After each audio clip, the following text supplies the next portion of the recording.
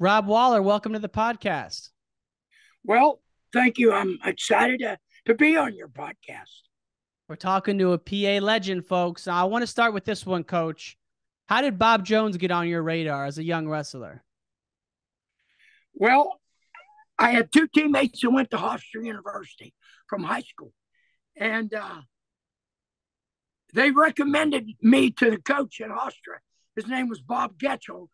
Was there a long time, good coach, and became AD because I couldn't get into Hofstra.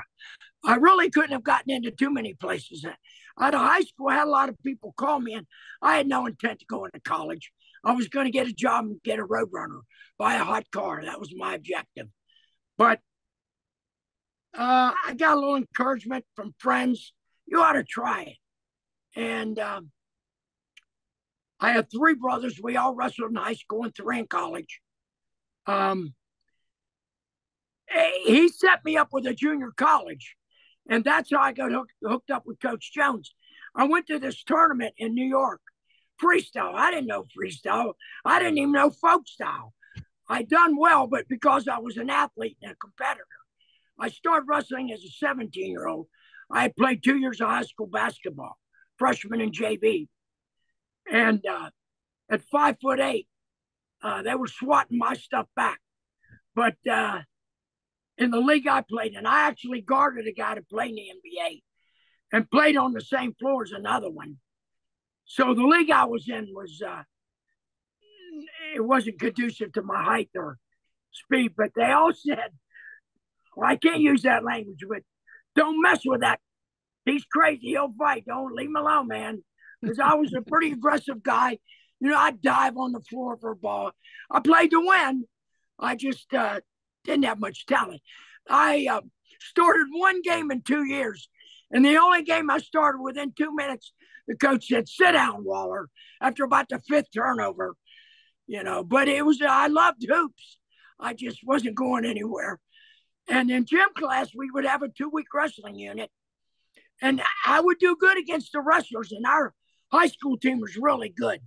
The 2 years I was there, we never lost a meet.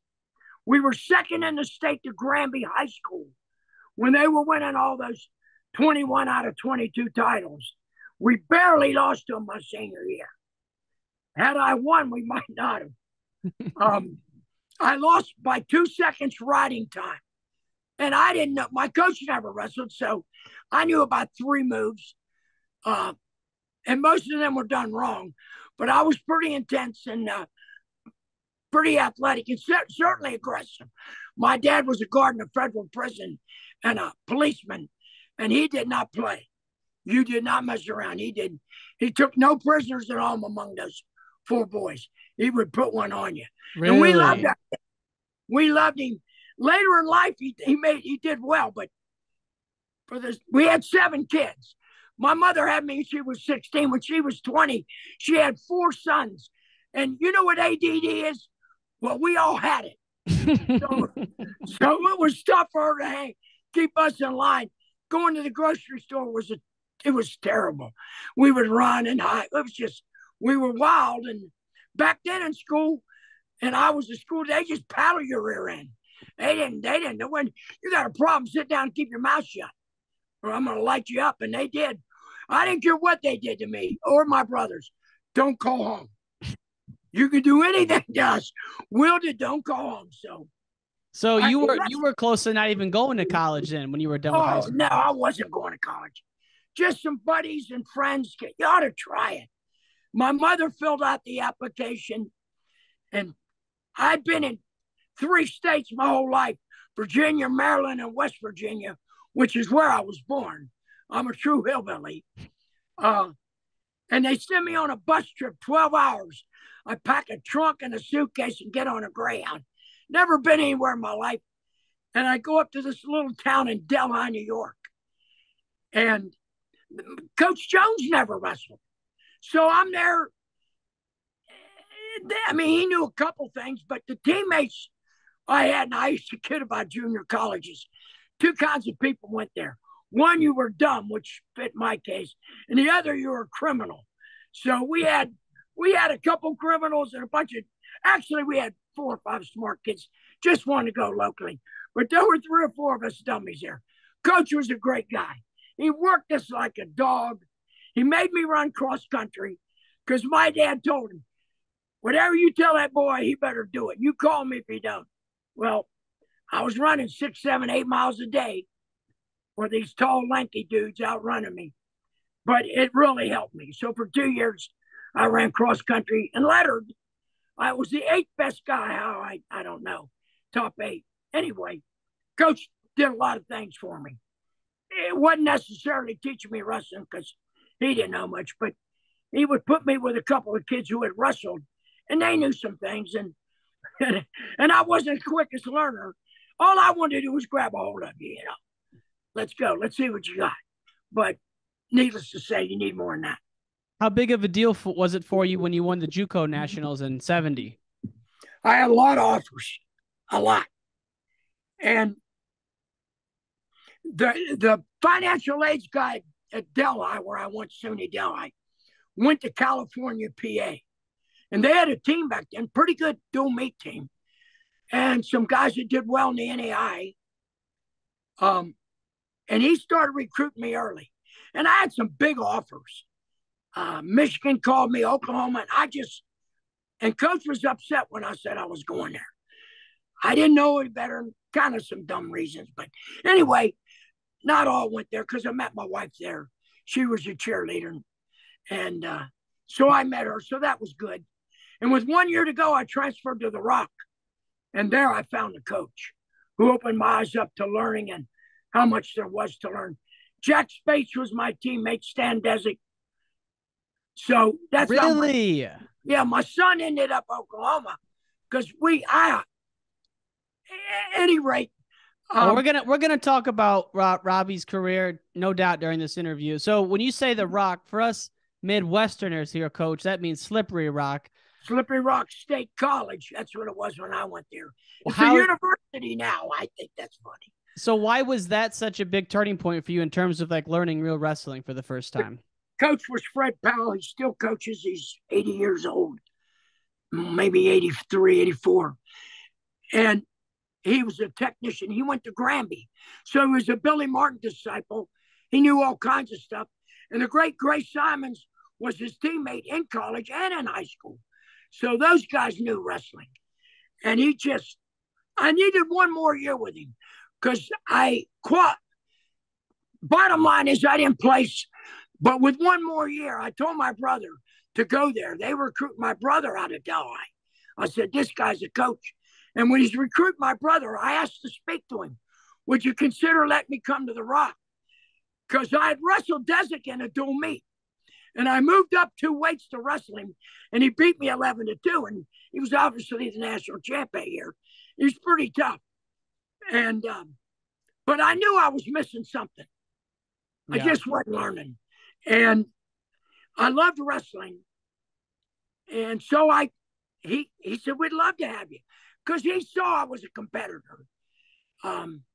So basically, you transfer, you sit a year out, you're training, then you wrestle your senior year at Slippery Rock. You go into the NCAA tournament seeded 4th, end up losing, and then your guy gets beat out, so you don't get a chance to wrestle back. And that's the end of your college career.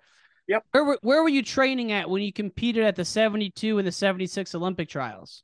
Okay, 72, I had transferred to the Rock, and I had 1 freestyle tournament in my life.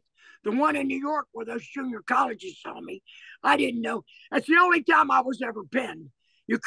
Back then, a touch fall was really a touch fall. Boom. And I tried to roll to get it, didn't work. And I was crushed. I had to tell my dad I got pinned. Oh, man, don't get pinned. That was a big deal. Anyway, so they have a regional trials in Erie, Pennsylvania. So I said, I'll go. So for a couple of weeks, I got with Coach and Stan and trained a little bit of freestyle. I go up there, and I win every match but one. And that guy actually beat Wade Chalice and Stan Desick in college. I think they caught him because he was a pinner, but he had beaten both those guys. He's a sports writer. He was for years. And we tied. Back then, you had ties and they had the black mark system. So he won the tournament. I was second. And I think the top, I know at least maybe top 3 or 4 went. I don't know. So I qualified. So now I go to the Olympic trials, and I'm on my 3rd freestyle tournament ever. And I think I went 3-1-1. I tied some guy, and I beat 3.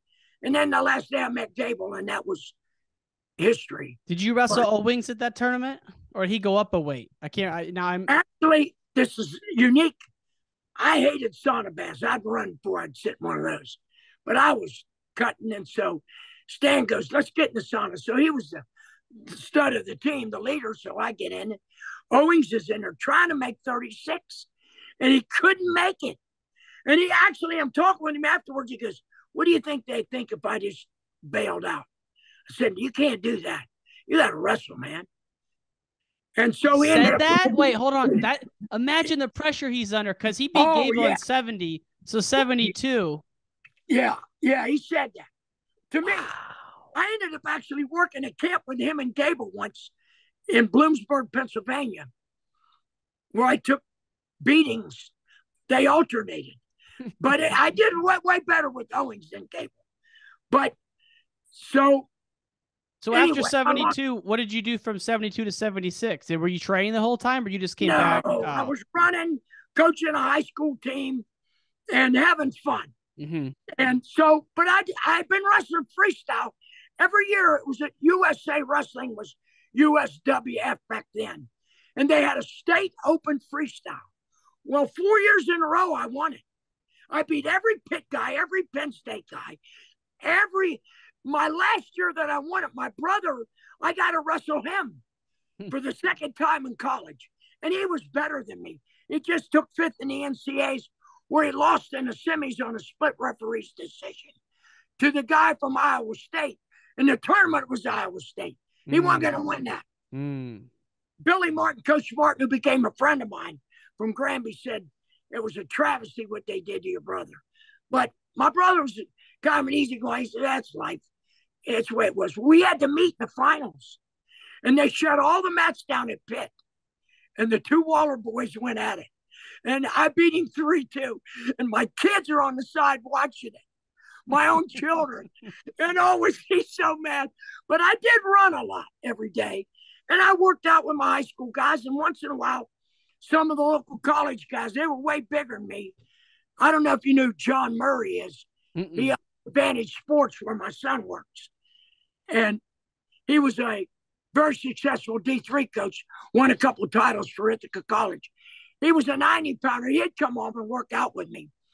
And I would just, it would go even Steven, or I would never let him get the last steak in. When he has business meetings with all his employees, he always brings me up. He goes, your dad would never let me leave till he got the last steak in. He would just wear me out till I said, it ain't worth it with this guy. And I was much smaller than him. But so that was limited workout. But in the trials, I wrestled really well. I beat Don Roan 13-4, who was an NCAA champion, a 3-time All-American. And back then, a takedown was 1 point. I got 7 on him. Whoa.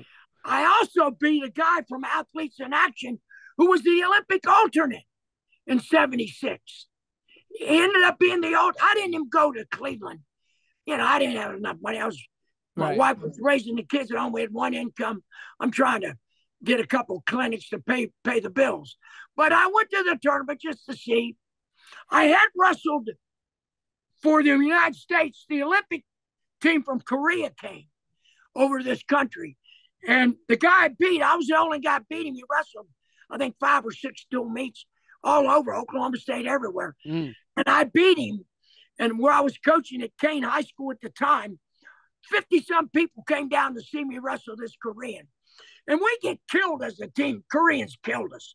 I won, Stan won, and some other guy had an exhibition. But 2 of the guys in the meet won. So they thought I was the cat's meow, I still didn't know a lot of wrestling, but I've been learning and became just a real student, and have studied since then for 50 years. So you start studying at this point, and you start coaching. Now, I love your perspective on, back then, the outside of Gable, the man after that was Lee Kemp. Did you have a chance to watch the great Lee Kemp back then? I did, and he was a stud. How dominant was he back then? Oh, he was just a stud. He was stud in every way. He didn't do a lot of things, but what he did was so explosive. And he was such an athlete. And just, I mean, he was, I actually think, who's a good friend of mine, Tion Ware, physically, skill-wise, just a smaller version.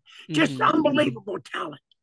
Now, when you start coaching high school, how long into that until you developed your summer camp business? Because even growing up in Illinois, I've always heard of the Rob Waller's All-America camps or All-American camps. When did that all start? My first year of coaching, funny story. The football coach at a local school, they make him be the wrestling coach, and he never wrestled.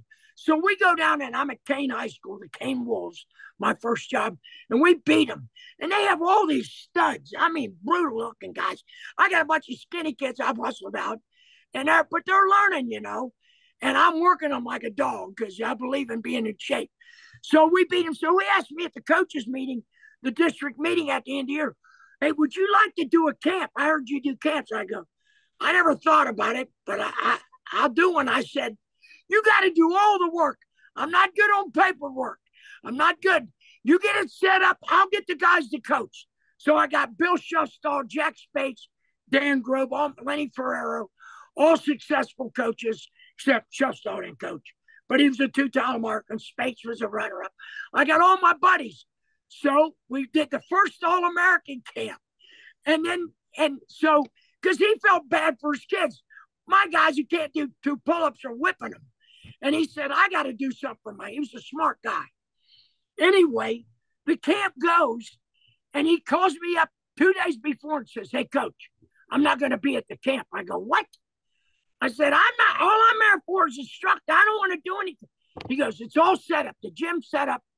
He brings me up a cigar box with money and applications in it. He goes, I'm leaving the state and taking my sons. He goes, my wife's getting a divorce, and she's running on me, and I'm not letting her have my sons. And there I was stuck with this camp. Whoa. So that's the story of the camp. And I did it at Johnsonburg High School, where my good friend who passed away, Lenny Ferrero, who was a great coach and a great teammate. We used to drive to all these little hick towns to do weekend camps in his old pickup truck. 2 guys with a bunch of kids trying to make a buck. But he was a student, and it helped me. And being around Lenny, he was a great guy. So anyway, that's how the camp started. And for 50 years, it's been going. We've done them in 21 states. I did one in Chicago for that guy that went to Oklahoma State. John Kading. No. John Kading? No, the lightweight. He was from the area. His dad was a cop. He hired me to do a camp out there. Oh, he took 5th in the NCAAs for John Smith. He was a 34-pounder. John Morrison? John Morrison, that's it. Legend. It was legend. Yeah, that little town, what was the name of it? I forget. But he had me out there, and I did a camp for him. And then some of those kids, I tell you, used to come here all the time, was Tony Ramos. His mother would send him out here every summer, him and his brother. And he would get the tar beat out of him by these PA guys. But I knew it was going to be tough. He would cry. You know me, quit crying. There's nothing wrong with you. You're getting your butt whipped. Man up. Because when I go to crying, I can tell when they're hurt. The little ones, I quit crying. You're just getting whipped. Let's go. Get back up there. Let's go. I am old school, coach. My son tells me, Dad, you can't do that anymore. I can. I love it. I own the building. I can do it. So tell me this. You have an ongoing club. I looked at the website. It looks like you have like ongoing freestyle practices. You travel for them, but do you have like one big club at your facility or one big camp at your facility in PA that you do every year? Or like, what's that like? 3 weeks a summer, I do a boys camp. We take 40 guys. They've come from 37 states. They're coming from 15 this summer. They've come from Alaska, a bunch from California, all over. And I don't advertise. It's word of mouth. You already sold out for this summer? No, but they're close. They always, my people call the last minute. Coach, can I get it? I said, I told you it's filled. You sucker, you ought to listen. I told you. And so it's 3 straight weeks with the same group of kids? No. There's one in June, one in the middle of July, and one at the end of July that runs into August. I have kids signed up for 5 weeks with me. I'm going to Ohio and Michigan to do, which I've done for years. I used to go to Lowell, Michigan, and do them for Dave Dean. Brothers for years. A week there, and they would come a week here. In fact, Sorry, go ahead. Max Dean, I used to call dirtball because whatever we had for lunch, he had on his clothes. I said, dirtball, what'd you have? Tomato soup today. What was that? You're eating pizza. He was a little chunky guy. He just was here last summer working for me. But we had them all. We've had a bunch of good guys here over the years. Wow. Nolf spent 10 years here. Jason Nall, 10 years. In my room. From the 8th grade through the 11th grade, he went to 22 of my camps. What was he like back then, 8th grader? He was quiet, but he was kind of ornery, but he was low key about it. But I don't do it anymore. I used to have fight night where we'd put the gloves on a Wednesday night, boxing gloves, and let them challenge. Man, they loved it. The coaches for an hour, 3 1-minute rounds. And they would just wail on each other, some of them. And the little kids, and young coaches, they're loosening them up between rounds. We had a great time. I don't do it anymore. Afraid of somebody getting knocked out. But Nolf would box anybody. I could tell you a story about one time I had to pop him one. Let's hear it. Well, we're in Michigan at Dave's camp. We're staying at a campground, and we would grill out, or I would take them out to eat to a pizza place or a Chinese place, or we would grill a couple nights. We're grilling, and the rule was we eat after the kids. So I took maybe 10, 12 kids with me in my van out there. And it's Wednesday night, fight night. I took the gloves. So Nolf puts them on. And we're about an hour and a half away from fight night. And he puts them on, and I'm eating, and he hit me in the head. I said, Nolf, leave me alone. I'm eating. Do you know Bexod from Clarion? Ed Maranoff, I had to quit it.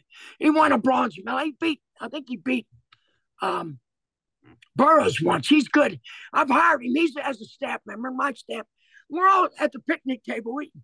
Here's Nolf. He keeps tapping me in the head with the gloves. Nolf, leave me alone. He told this story to somebody. I don't know, some podcast. Anyway, I said, no, now don't hit me again. I'm getting tired of it now. I'm trying to eat here. And they're just giggling. Those coaches laughing.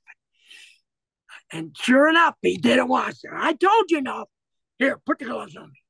I said, I'm not going to hurt you, but I'm going to show you. I'll give you a lesson. Because my whole life, my dad made us box. He boxed in the Army, me and my 3 brothers. So I'm fiddling, waiting, and all of a sudden I give him a hard jab with the left. I mean, boom, hit him square in the face. I didn't mean to. He dropped like a lead weight and didn't move for like 3 seconds. I went, oh, no. And they are pounding the table in laughter. Bexod, who's on the Olympic team for his country, one of Uzbekistan or something, they're howling. The Nolf gets up and he's got a little tear. And now I'm really mad. I told you to leave me alone because I felt bad now. I didn't mean to do it, but wow. That's a true story. And if you get him, he'll tell you. Anyway, he boxed 3 more guys that night. He would line them. He didn't care. He's a tough sucker. Heart of a lion. They better be ready. Really? Yes. Wow. Okay. I can't wait to see it. Jason was just on the podcast, and unbelievable guest. It was so fun to have him on. He's letting his personality come through a lot these days, and we're starting to realize like how unique and cool this guy is. So it was great to have him on the show. Great, but no, if he's getting ready, who's like think about all the 8th graders you've seen. Who's like the best, most studly 8th grader you've ever seen in all your time? Probably overall, Troy Letters came here for 8 years. Love Troy Letters on our building. I'm a old hillbilly swapper. I trained three guys. One did roof, one did block, one did electricity. The whole building here was done. Every kid was a state champ in Pennsylvania and got a full ride. So I rest my case. Wait, so your roof was put on by Troy's dad. He was a state champ. Who was the other two? Sam Sherlock went to Penn State, then transferred out, state champ. And a guy you wouldn't know in West Virginia, I trained his boys. He was an electrician. He promised me when I was ready to build a building, and this was years before, like 8 years later, the guy shows up to do it. Good man, good people. So that whole building, so folks who are listening, Coach is in his standalone wrestling facility. It looks awesome. So that building was built through swap deals. I love it. Well, I had to pay for the parts, but the floor was put in by one of my train his kids now, Dave Carr and his brother Rob. He's a physical therapist, and they put the floor in, and so they're training here. They don't pay. So that was 25 years ago. I take care of people that were good to me, and they did the whole concrete. So it's pretty neat the way it came about. So tell me about a young Troy Letters. What was he like? His dad. You know, when you're a roofer, you have machines that take the shingles up to the roof, or you can carry them up, and they're 100 pounds. They're heavy. Well, he had a machine, but he used Troy. So what does that tell you? Pound for pound, the most brutally strong guy I've ever coached. And he was a good wrestler. He'll be here this summer 3 times. I actually have 5 times. And my buddy Davis comes 4 or 5 times. We have great guys. Dakota Gear from Oklahoma State spent 6 years here. He'll be here this summer. I hired my old guys because I know they trained where teaching and learning was important.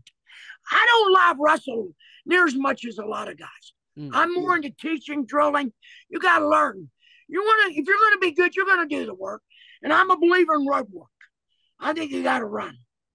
I think there's value in that physically and mentally. Now tell me about a typical day in the life at your camp, 6 a.m. to 10 p.m. What's it look like? All right. At 6:50, you're up. At 6:05, you're in the vans. I own a couple vans. We drive to the lake. It's 1.2 miles from here.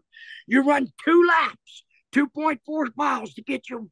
And it's beautiful around this lake. And once in a while, it smells a little manure because there's farms all around it. But that ain't going to hurt them. And then they come back, they eat, and a 2-hour practice in the morning, 2-hour practice in the evening, and 45 minutes to an hour live at night. But the 4 hours a day is pure teaching, learning, and drilling. That's why I think we stay busy, because kids learn. You know, you want to live wrestle, you're a stud, you're a tough guy, you'll stay after practice. You get we do some, but you're going to be a good one. You're going to get your hours in a hard time. And so the kids stay on property with you, like camping out, or what? Yeah, they stay in my house. I bought a dance hall when I bought a house, and I built rooms in it from my house. My bedroom is 12 feet from a room that has 13 triple-decker bunk beds in it. So I got cameras. There's no messing around. When you show up at my camp, we take your phone, any electronic devices. They about die. You're taking my what? Oh, no. You're here to learn. I tell them you're going to get your money's worth whether you want it or not. So that's interesting. So you take the cell phone. I like that you're old school like that. Anything. Now, we give them the phone for 15 minutes a night. They're like animals rushing to get those phones. I laugh. And then when 15 minutes, I go around collecting. I go, if you don't turn it in, it's shame on everybody tomorrow morning. You got 3 laps instead of 2. So if you want to take the abuse from your classmates here, go ahead and keep your phone. So we can. Once in a while, a guy tries to sneak on us. They beat us. They'll bring 2. That's them. But I'm getting pretty. Hey, call me on your phone before I take it. I've learned all the tricks now. It's probably funny for you to, you've been coaching wrestling for 50 years. It's probably funny for you to see, like, all of a sudden these kids go crazy over their phones. They can't live without them. Has it been recent for you or what? How long has it been like this? with no phones. They come in here, but we have couches in here and parents sit on it. And these little kids are over there doing this. And I walk by, I say stuff. I said, you wouldn't be doing that if you were mine. You ought to be focusing on what's going out there. You might be out there someday. And there, I parent and I shouldn't. And sometimes I'll put my hand on that iPad and mess them up a little bit. Oh, they so mad they can't see straight. I just think that's such a waste. I'm with you. I recently I found myself quite addicted, so I deleted Instagram and Twitter off my phone. I've been a week and a half. I'm feeling free. I'm feeling loose, Coach. Good. Well, that TikTok, I walk by and I ask, what are you TikToking on that phone? That's a bunch of craziness on that. I am old school. I say stuff people don't say, but results are there, and I'm only trying to help them. I always tell them, I wouldn't do nothing I didn't do to my own boy. And the kid looks at Robbie just shakes his head. My son, don't say that, Dad. You go to jail if you did that today. Now, when you think about let's get into the technique a little bit, because I'm curious to learn about your system. So when you think about some of the fundamentals, do you have like a series of this is my series for a single, this is my series for a double, or how do you teach the takedowns and stuff like that? Yeah, well, number one, I'm a double leg guy. If you do studies in wrestling, more matches are won with a double leg, big matches, championship matches, than any other takedown. The guy used to do studies on it, Last couple of years, sweep singles big, snap down, go binds big, but they're all close to the double. But check out the finals every year and see what the number one takedown is. It's a double leg. So we have a series on double. We have a series on sweep single, and we do a snap down, go behind series. So we cover this. Do we show an inside trip or a headlock? Occasionally. Arm drag occasionally. But there's a core, I believe this. Champions do the common thing uncommonly well. Most of them do simple things. They just do them better than everybody else. They might have a signature move, like Dake does if you get in on his legs. He's really good there. And I'm hoping Nolf's figuring that sucker out. But they're all sound. And some big guys, some world-class guys have a bad stance, and my kids will question, well, he does. I said, well, he's world-class. Right now, you're not, so don't do it that way. Get in a good, proper, fundamental stance. Get your hands up and bend your legs. I walk around hitting rear ends. Bend those legs. Man, my hand hurts some nights. Bend your legs. Get down there. You're standing up. You look like a scarecrow in a cornfield. So tell me, what about top and bottom? Are you a top and bottom guy or takedowns only? No, you got to get out. We work on stand-ups. We work on knee slide stand. We do a little elevating, switch. You got to do all those things. The greatest switch guy in the world was Jared Hubbard, Michigan, two-timer. Switched 4 years all through college. They would say, you can't switch in college. Well, Jared Hubbard did to everybody. One of my heroes, TJ Williams, switch of death. He would throw a switch on you. Woo, he'd do it standing sometimes. Oh my God. Well, we show falling switch. So we do it. But the first guy I ever saw was great at it. He was a 4-time All-American for Michigan. Jared Hubbard. Which guy? Yep. Now, you think about someone like Nolf. He has a tremendous creativity to his style. When he comes in, do you have him work through his far ankle scrambles, or what do you guys think on that kind of stuff? We make him do his he does the head snap boards. He does his head, that low single he shoots. His what's he called? That Win Dixie. Yeah. Where he whips them back. I'm not a giant on that, but I've had guys use it. Coach, I did it. Yeah, I saw it. You did it well. Good job. I give credit where credit's due. But, I'm always, he and we always debate salary and stuff. And it's funny. I'll give you this. Nope. If you're throwing 3 T-shirts, I'll take it. Okay, it's a deal. But we debate back and forth. He's a great kid. He's a funny guy. The kids love it. The kids love him. He I seems like didn't a hire him this summer because he's going to make the Olympic or the world team. So I didn't hire him. But if somehow he doesn't, which I don't think, I'll get him here a week for a day. wow, you're confident in your guy, Coach. I like I that. believe it. He finds a way. He's a winner. He's a winner. He's unbelievable, and the season he's having so far, and going to those rankings tournaments, and beating the tough Iranian. I think it was the first tournament back at the Zagreb tournament. I mean, he's unbelievable, and it gets me excited to hear how confident you are in him. Yeah, he's down 4-0. We're all sitting here watching the match, a bunch of us. I go, hey, ain't nothing. He gonna wear that sucker out, mark it down, and that was his teammate in college. And what did he do? He wore him out. Man, you better be able to go the whole time. What's it been like to be, 50 years you've been a PA guy, and just recently, the past 10, 15 years, college wrestling dynasty has lived in PA. What's it been like to see Cale come in and do what they've been doing at Penn State?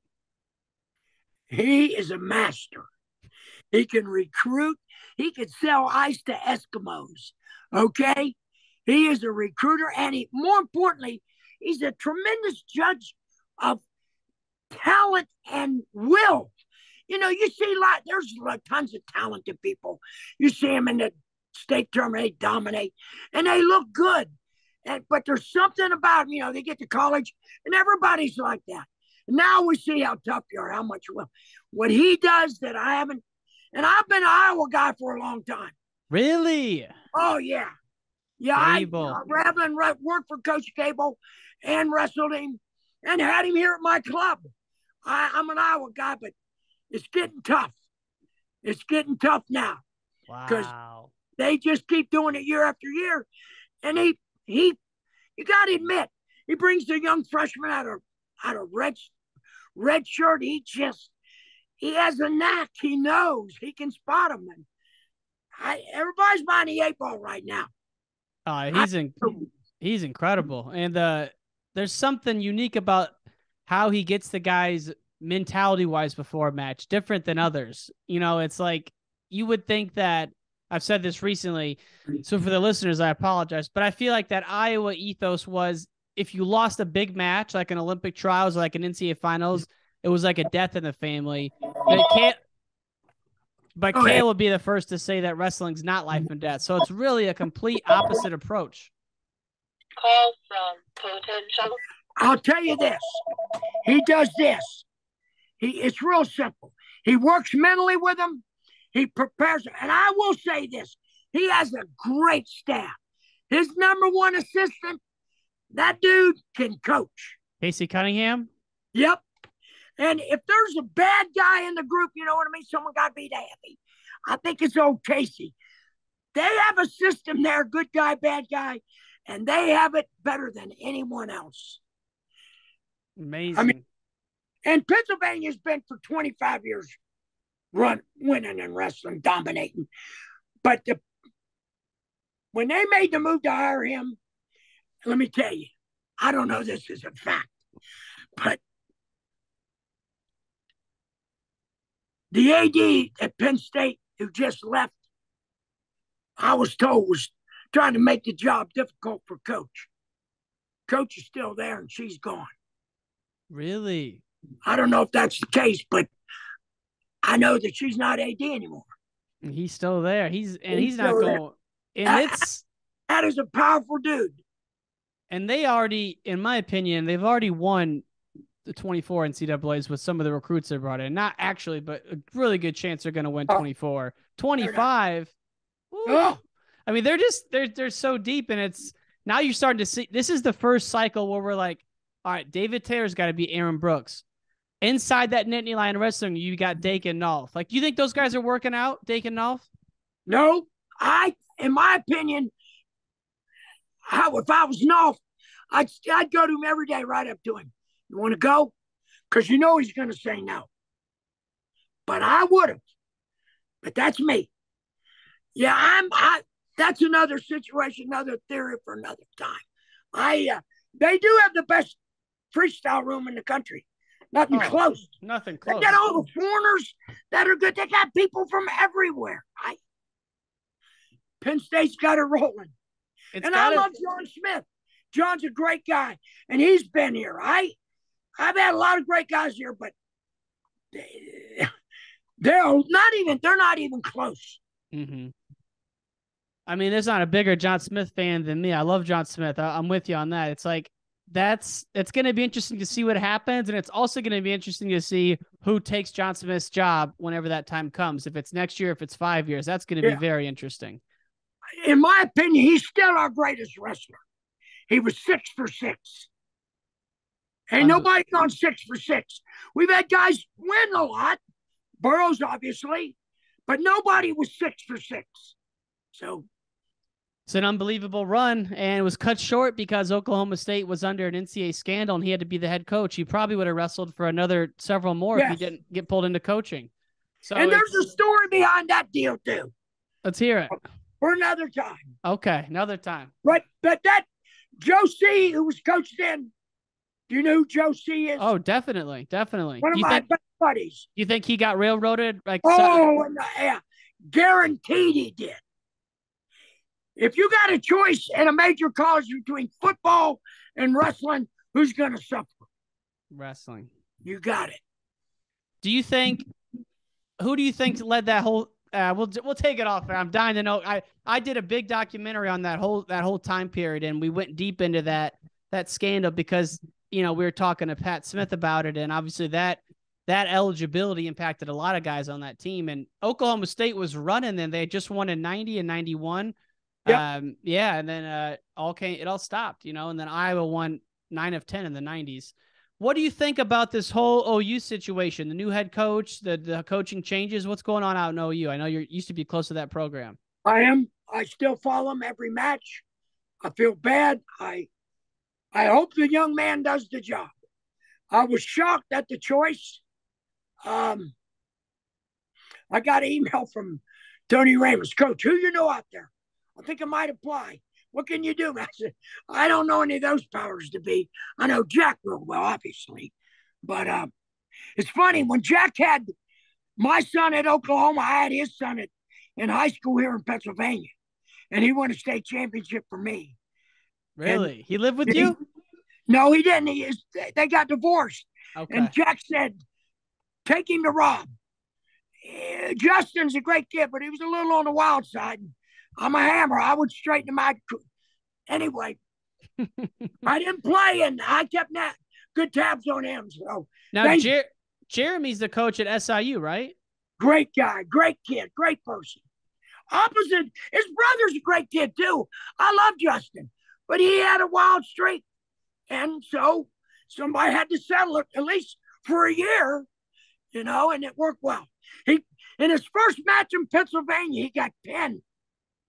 And he went behind the bench and sat down against the back wall. I waited a minute, and I went over to him, and I said, welcome to Pennsylvania. Because he liked to test me. And then he won the next 73 in a row, I believe. 78, 73. But anyway, great kid. Justin's a great kid. Smart kid. But wow. He was a bit of wild streak. Wild man. I love him.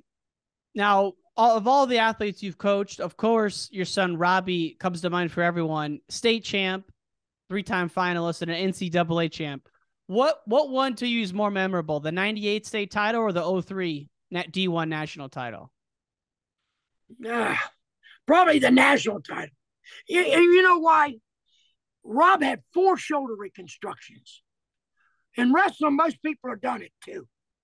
And he had a knee operation, and he probably, Jack and I look back, he shouldn't have cut so much weight the last 3 years. His senior year, he didn't cut, and he was healthy and rolled. He did a good job. How much was he cutting besides that in the other years? Oh, 25. Oh, yeah, at least. He cut hard, but the team was better with him there. But in retrospect, you can always look back. Do you think the weight cutting's gotten better over the years, or is it still pretty bad? I think it's the same, guys. But the difference is now, when you do it wrong and you do it too much, it shows more in your matches. You'll pay, yeah. Yeah, pay. In the old days, you might pay before, but when you had that, like I would cut tremendous 15 15 pounds in 3 days when I wrestled was nothing. Because I had a 5 hour weigh-in. I was 10 pounds over when I got to that, and I was ready to roll with energy. Let's go. I worked too hard, man. Let's get it on. Today it's a different world, but you think basically from the 90s through now, the kids are still cutting the same amount? Yep. Not as many, but a lot of good ones still do. It's not quite as many. They in elementary wrestling, they should have everyday weigh-ins. They have those little tournaments. I'll call them national. You weigh in day one, and you're 11 years old, and you're 7 pounds over. 2 days later, 8 pounds. They ought to make them weigh in. That would cease in that, and then you would see. Even mat side weigh-ins. A lot of jiu-jitsu does mat side weigh-ins. You step on the scale, then you go to the mat. That's interesting. I went to one of my staff guys is a jiu-jitsu guy. He came here to get better in wrestling. And I went to see him. He's a little guy. And I watched that. And I don't know jiu-jitsu from computers, okay? But by the second match, I'm hollering stuff. Post your left leg. He's about to tear your arm off. You know? And anyway, he does really well. He was so happy I went to see him. His parents don't go. And he's 26 years old, but no one fought. But I enjoyed it. I heard people, I see people walking out, their arms being held. These people, there's a lot of guys there that are real tough. They just like to say they're just, but there are some bad dudes that walk in there, and they will break your arm if you let them. So you have no jiu-jitsu knowledge, and next thing you know, you're in there. It's a grappling match. You're getting into it. You're getting excited. Oh, yeah. I was liking it because, you better get after it. But I believe in, I tell our guys, when the whistle blows, go forward. You can go lateral a little bit, but always forward. Do not back up. Boy, I get hot in the room when they're doing that. Oh. Really? You want to go out for track. You want to run, go out for track. So, okay, so that's a principle of yours going forward. What would you say are some other principles that hold in every wrestling situation? Go forward. What else? Well, principle is you have to be in shape. Great shape. I call it championship shape. We have a lot of guys. I go, you're in good shape. And I tell them, when someone gets so mad, they're being high school kids, you're in good shape. You're good for in here. You're really good for in here. You're doing a good job, but you're not in championship shape. And when you get to Hershey, Pennsylvania, Hoss, that's going to take its toll on you in about the quarters of the semis. So you better pick it up, dude, because you're living in a dreamland. I talk like that. My son doesn't. The other guy, my son-in-law wrestled for Pitt. He's here. They're nice guys. They're PC. And once in a while, they'll raise their voice, but not in anyone particular. I'll get right in your nose right now. And from the best to the worst, it doesn't matter. I just, you got to be honest with kids. Man, your camp is it's a real legacy you have out there. I can only imagine all the skills and knowledge that have come through there. I really want to get out there and see it. It'd be cool. Oh, you come out, you'll laugh. You'll have a good, you'll be okay at first. And then we get into going live a little bit. And then I'm out there. Oh, yes, that is funny. I got parents. That's my brother. I'll call him back. No problem. He wrestled college. Yeah, he's a good guy. Let me ask you this, Coach. Go ahead. Go ahead. All right. So I was looking through your son's. I did a full review of Robbie's career as well. So I noticed he was a 3-time finalist. Why didn't he wrestle in the postseason his freshman year? It's funny. He got mono. He was undefeated. He was 23-0. And he beat the guy above him soundly that took third in the state. And he was at 45, and he wanted to go 40. And reluctantly, I said, I don't know if you need this. Yeah, I can go down. And he got sick as a dog. Sick for weeks, really. Doctor said it's the worst case of mono he ever saw. From cutting or what? From cutting too much? Yeah, he shouldn't have cut. I should have said no. But my weight cut mentality back then is different than it is today. It was from when I wrestled. So after a little bit of persuasion, I said, okay, if you think. And it's a shame because he very easily could have won that. The 1 year he lost to the kid from Penn, who placed twice. He was good. Rob had beat him the year before. That was Rob's fault. He wasn't in shape. When he lost as a sophomore, it was a horrendous call.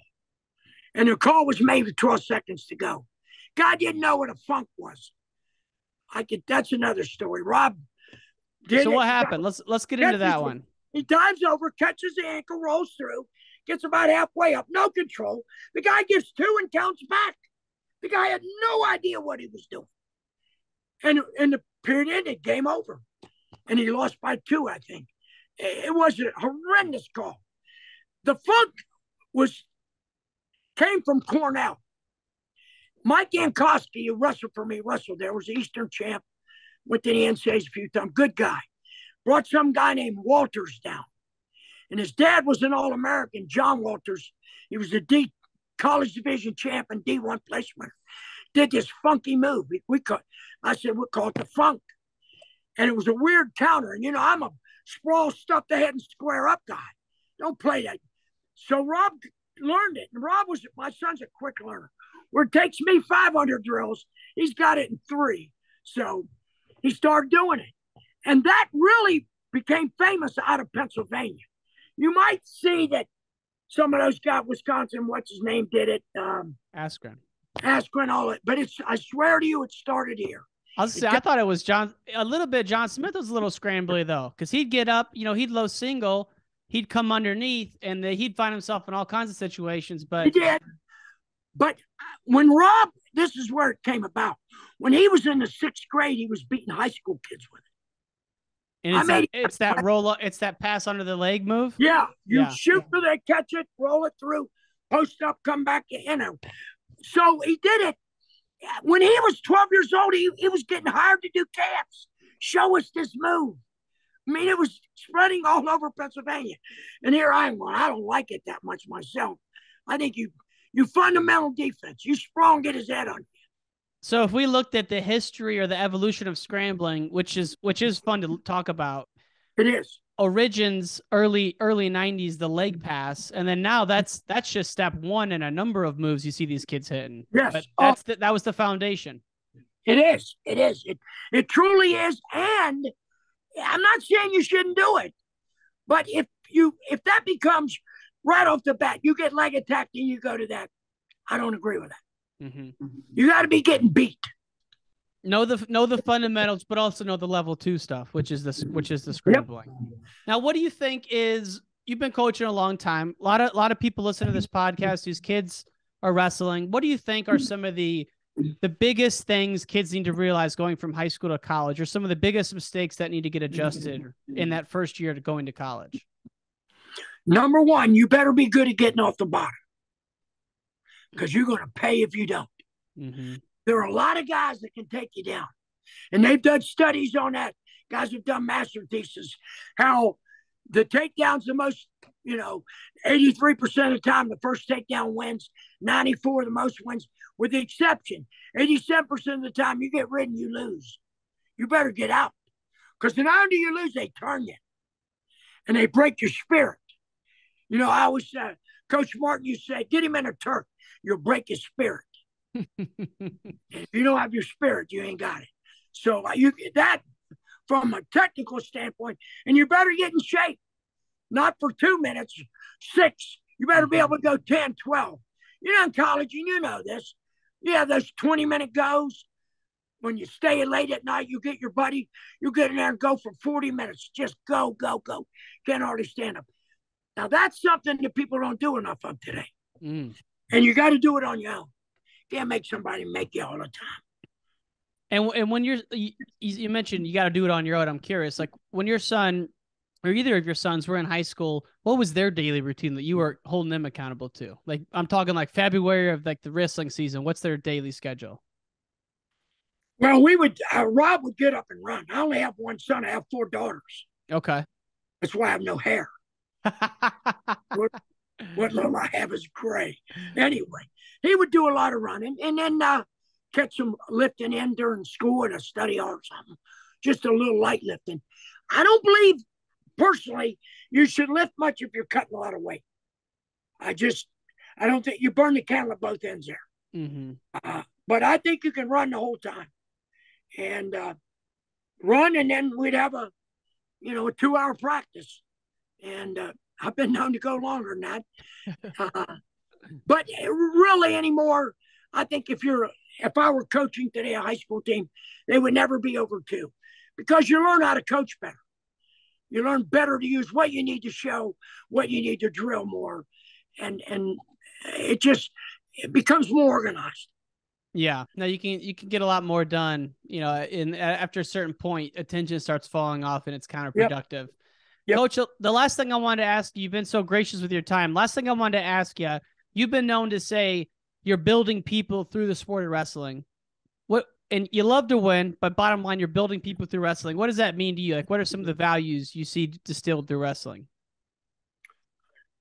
Number 1, self-confidence. Number 2, perseverance. Stick-to-itiveness. Learn to deal with life is not fair.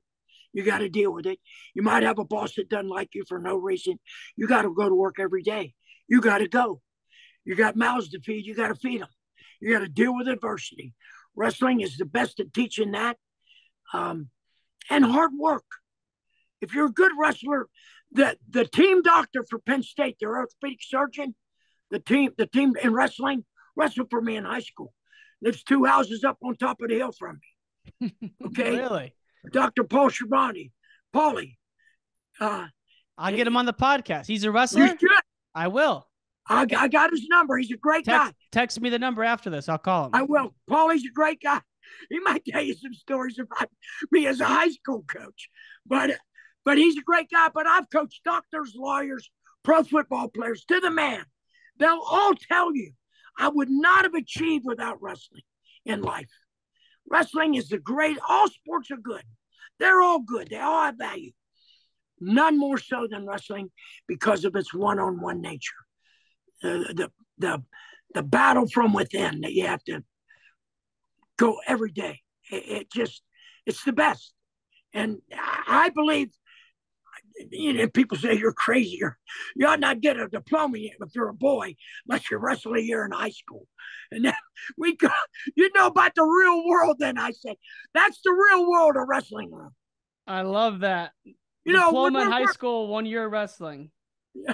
Hey, I tell these guys this. When they're out, my kids, I help them out. They come help me weed whack, cut trees down in the back of my yard, chop whatever. I get help. And they were on their way to camp. And I go, one time my son Rob, he was a junior, getting a little full of himself. I don't want to go to camp. No problem. I'll get you a job because you ain't laying around this house. I got him a job with a concrete guy. Oh, boy. Pushed that mud for a week. Took him about 5 days. He goes, Dad, you think I can go to camp next week? I said, hey, you're doing what people do every day for a living for 50 years. Now you see you want to do that the rest of your life? You better get your butt on this wrestling.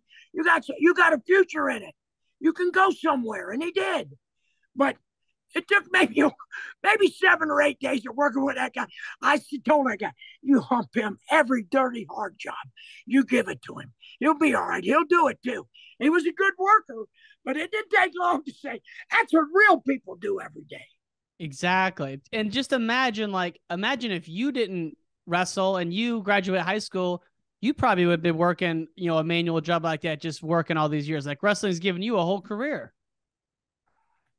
It has been my family, my life.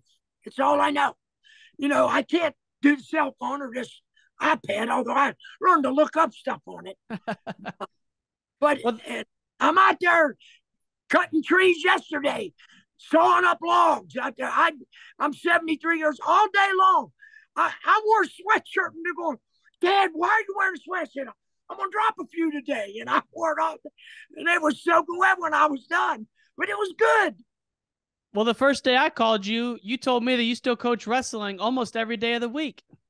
5 days a week, sometimes 7 if we have a weekend tournament. But it's not physical labor like hard. Right. I actually like that because I grew up. That's what I did. My dad Made us work. Well, the last thing I'll say is I think one of the values that the kids in your club get is that they learn to take instruction without taking the message personally. Like, especially in the business world or anywhere, if a coach is too harsh, the kid doesn't hear the message and they take it personally, like it's an attack on them. When you're getting in a kid's face, it's not a personal attack. You're just trying to help them along their way. And a lot of kids struggle with taking that kind of direct feedback. After practice, if I've been heavy on some guy, he's getting ready to walk out. I say, hey, come here. And I'll put my arm on you. I said, look, I love you, but I got a job to do. And I'm trying to get you to do your job. Just remember that. Get out of here. Now let them go. But they know. Kids know inside if you care for them. Even I got some, I get them. If you come one time, you will laugh at the stuff I say. We probably can't. It's not swear, but if you don't know me and you don't know, it would sound terrible. The kids love it. They have a good time with it. I bet. No, I really, it's been an honor to have you on, and I've learned so much, and I can't wait to continue the conversation sometime. But Coach, I just want to say thank you for coming on the show. It's been a real honor to have you on. Any last words before we let you go? Well, I appreciate you supporting wrestling and doing what you do and inviting those there, because we need all we can get. And, I always tell them, hey, fellas, you get out of it what you put into it. Wrestling tells you the truth more than any other sport. That's it. Great way to sign off. Coach, thanks for coming on. Have a great day. Thank you. Take care. Bye.